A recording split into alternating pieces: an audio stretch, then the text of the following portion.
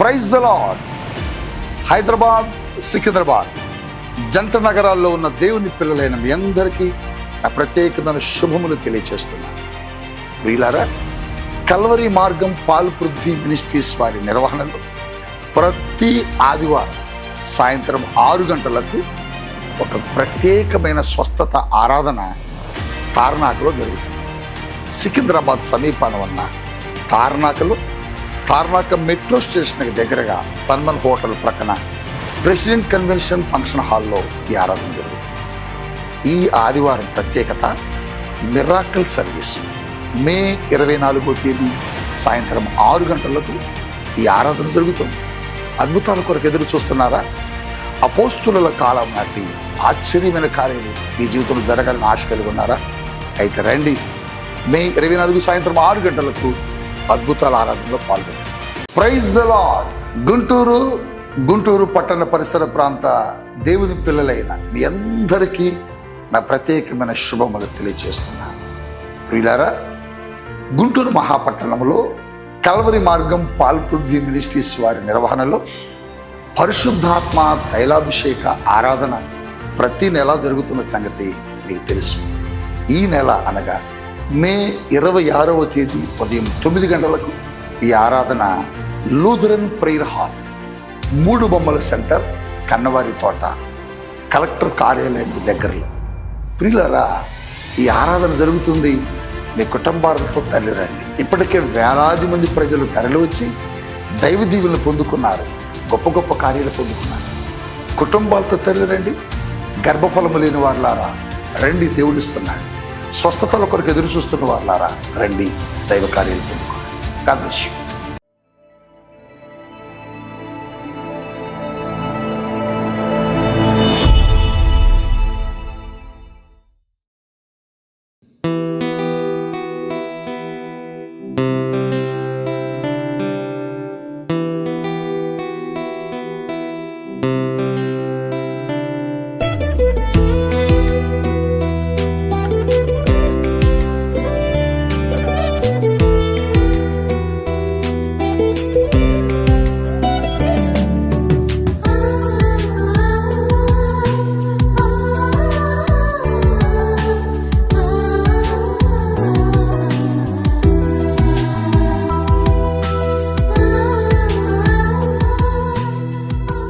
Praise the lord.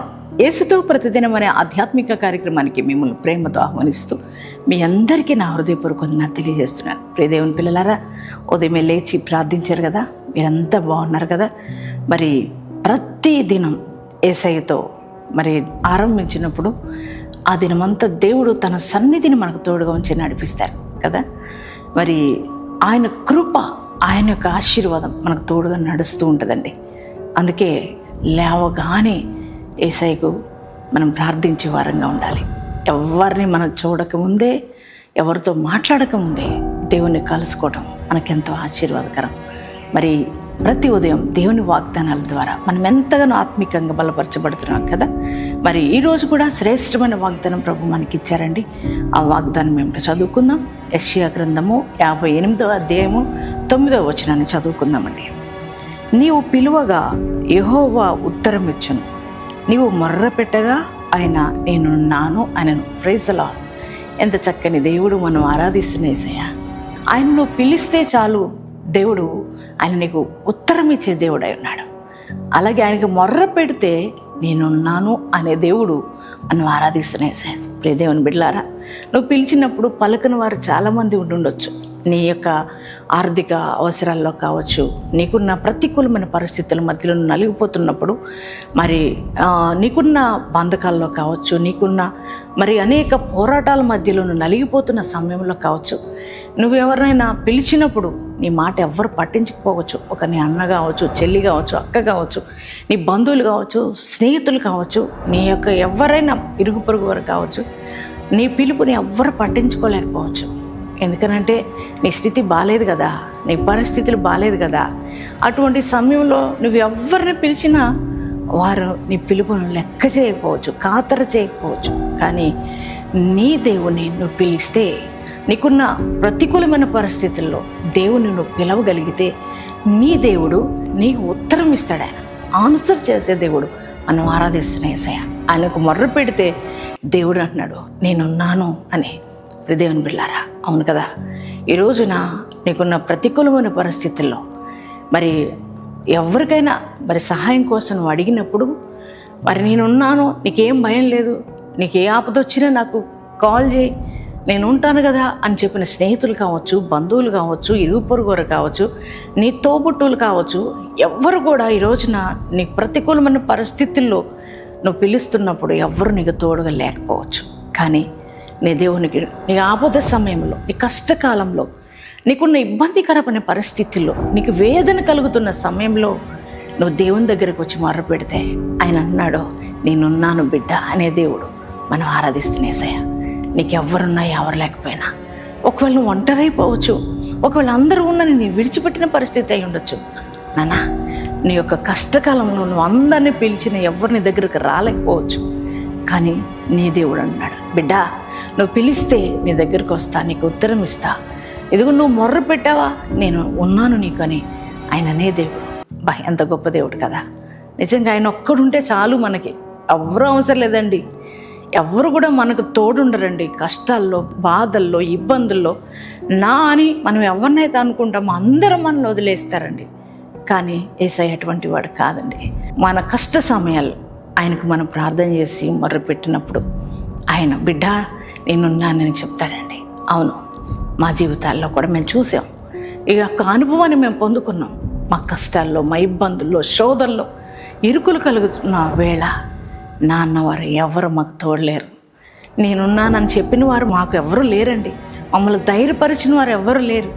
కానీ మరి ప్రతికూలమైన పరిస్థితులు ఎదురవుతున్నప్పుడు, మరి కష్టాల మధ్యలో దేవునికి మేము మొర్ర పెట్టినప్పుడు, ఆయన సన్నిధిలో ప్రార్థించినప్పుడు నేనున్నాను బిడ్డ, నువ్వు భయపడకు అని ధైర్యం చెప్పాడు దేవుడు. ఆయన మాకు తోడుగా ఉన్నాడు. మాట చెప్పడం మాత్రమే కాదు, ఆయన మాకు తోడుగా ఉన్నారు. ఆయన మాకు అండగా ఉన్నారు. మాకున్న ప్రతికూలమైన పరిస్థితులన్నిటి నుంచి మమ్మల్ని విడిపిస్తూ వచ్చారు, మమ్మల్ని నడిపిస్తూ వచ్చారు. అదే దేవుడు ఈరోజు నీతో కూడా మాట్లాడుతున్నాడు. ఎవ్వరు లేరని బాధపడుతున్నావా? కష్టాల్లో, ఇబ్బందుల్లో, కన్నీటి పరిస్థితుల్లో నీకెవరు అండలేరా? ఒకవేళ అందరూ ఉన్నా వదిలేశారా? నువ్వు భయపడుకో బిడ్డ, నువ్వు నాకు ప్రార్థించు, నేను నీకున్నాను, నువ్వు ధైర్యంగా ఉండని ప్రభు అంటున్నారు. నిజమే కదా. కష్టకాలంలో, ఇబ్బందికర పరిస్థితుల్లో దావీదు కూడా దేవునికే మొరపెట్టినప్పుడు మరి దేవుడు దావీదు పక్షాన్ని నిలిచాడు. ఆయన నేనున్నాను అని సమాధానం ఇచ్చి దావీదును ధైర్యపరిచాడు. ప్రతికూలమైన పరిస్థితులన్నీ కూడా అనుకూలపరిచాడు దేవుడు. అదే దేవుడు నీకు కూడా ఉన్నాడు నాన్న.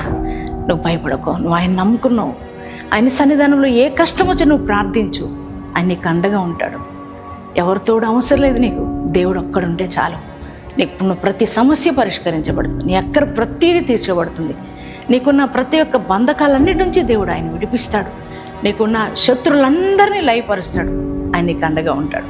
ఈరోజు నీకు అండగా ఆయన ఉంటున్నాడు. ఆయన బిడ్డవు గనుక, ఆయనను విశ్వసించి నువ్వు ప్రార్థిస్తున్నావు గనుక ప్రతి పరిస్థితుల్లో నీకు అండగా ఉంటాడు. నీకు సంపూర్ణ ఆరోగ్యాన్ని దేవుడు ఇస్తాడు, సంపూర్ణ బలాన్ని దేవుని ఇస్తాడు. అందుకే దేవుని బట్టి ధైర్యం తెచ్చుకో, ఈ వాగ్దానం రిసీవ్ చేసుకో. ఎంతమంది ఈ వాగ్దానం రిసీవ్ చేసుకున్నారు? అందరి జీవితాల్లో ఈ వాగ్దానం నెరవేర్చబడును కాక. ప్రార్థన చేసుకుందామండి అందరూ. Thank you father. పరిశుద్ధుడ మహోన్నతులకు దేవా, నీకు వందనాలు, స్తోత్రాలు. మీరు ఇచ్చిన శ్రేష్టమైన వాగ్దానం కొరకే నీకు వందనాలు, స్తోత్రాలు ప్రభా. ఈ వాగ్దానం ద్వారా మాతో మాట్లాడుతూ వచ్చావు, మమ్మల్ని బలపరుస్తూ వచ్చావు. నీకే వందనాలు, స్తోత్రాలయ్యా. అవునయ్యా, మా జీవితాల్లో ప్రతికూలమైన పరిస్థితుల్లో సహాయం కోసం ఎవరిని పిలిచినా పలికేవారు లేరు, ఆన్సర్ చేసేవారు లేరు. నేనున్నాను అని ధైర్యపరిచేవారు కూడా ఎవరు లేరు మా జీవితాల్లో. కానీ ప్రభా, ప్రతికూలమైన పరిస్థితుల్లో కూడా నేను పిలిస్తే మాకు ఉత్తరం ఇచ్చే దేవుడివి. నీకు మొర్రపెట్టినప్పుడు నేనున్నాను అని మమ్మల్ని ధైర్యపరిచి నడిపిస్తున్న దేవుడు, నీకు వందనాలు, స్తోత్రాలయ్యా. ఈ వాగ్దానం వింటున్న బిడ్డల జీవితాల్లో కూడా వారికి ఉన్న ప్రతికూలమైన పరిస్థితుల్లో ప్రభా, అయ్యా, వారికి ఉన్న కుటుంబీకులు కావచ్చు, ఎవరికైనా పిలిచినప్పుడు ప్రభా ఎవరు పట్టించుకోని పరిస్థితుల్లో, ఎవరు కూడా వారి దగ్గరికి రాని పరిస్థితుల్లో, కృంగిపోయిన స్థితిలో ఉన్నారేమో ప్రభా. అయ్యా, ఇదిగో వారిని మీరు జ్ఞాపకం చేసుకోండి, బలపరచండి. అయ్యా, ఇదిగో తండ్రి, వారికి మీరు అండగా నిలవమని ప్రార్థిస్తున్నామయ్యా. అందరూ ఉన్న ఒంటరితనం అనుభవిస్తున్న వారు ఉన్నారు, ఎవరూ లేక ఒంటరైపోయిన వారు ఉన్నారు, ధైర్యాన్ని కోల్పోయిన వారు ఉన్నారయ్యా. వారిని మీరు ధైర్యపరచమని ప్రార్థిస్తున్నాం అయ్యా. అలాగే తండ్రి నాయన, అయ్యా వారికున్న ప్రతికూలమైన పరిస్థితులన్నీ అనుకూలంగా మార్చండి. ఆయా ఆర్థికపరమైన పరిస్థితుల్లో వారికి సమృద్ధిని దయచేయండి. అనారోగ్యంతో బాధపడుతున్న ముట్టి తాకి స్వస్థపరచండి. కోర్టు కేసుల్లో న్యాయం చేయండి ప్రభా. భూ వివాదాలన్నీ పరిష్కరించమని ప్రార్థిస్తున్నాం. విడిపోయిన కుటుంబాలను కట్టండి. అలాగే ఈరోజు మ్యారేజ్ డేస్ బాడీస్ చేసుకున్న ప్రతి వారిని దీవించి ఆశీర్వదించమని యేసు నామములో ప్రార్థిస్తున్నాం తండ్రి. ఆమేన్.